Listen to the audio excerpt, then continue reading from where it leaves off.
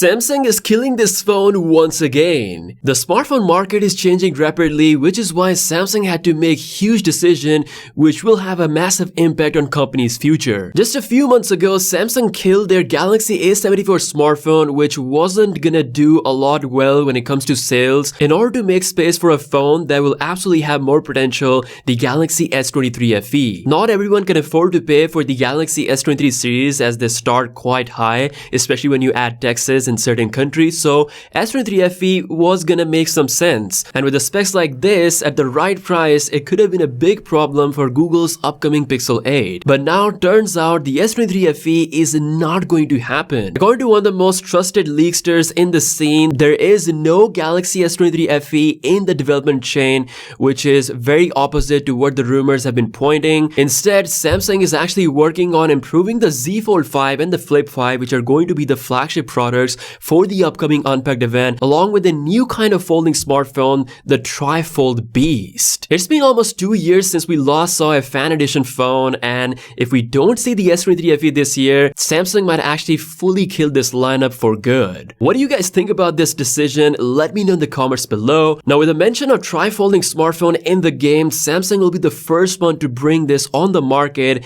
and with this, it confirms that they have shifted their focus completely towards the big premium segment, a price segment that sits even beyond the price tag of the Galaxy Z Fold 5. I had the pleasure to meet Samsung Display at MWC, and luckily we were allowed to touch these prototype firsthand. They had two types of tri-folding smartphones on display, one with a smaller screen and one with a massive tablet-like form factor. With the tri-folding smartphone, Samsung was showcasing the possibility of having extreme multitasking on this phone. This is why they call it a tri-fold, because you basically get three big smartphone-like displays where you can use any application you want and get the ultimate multitasking experience. You can do this in the flex mode, or you can just use this as a big main screen when it's completely unfolded. I gotta say, I really like this concept, especially the big tablet form factor of the tri-folding phone. Unlike the Z Fold 4, the media experience is a bit limited because it offers an aspect ratio which is a bit similar to the S23 Ultra if you look at it side by side. So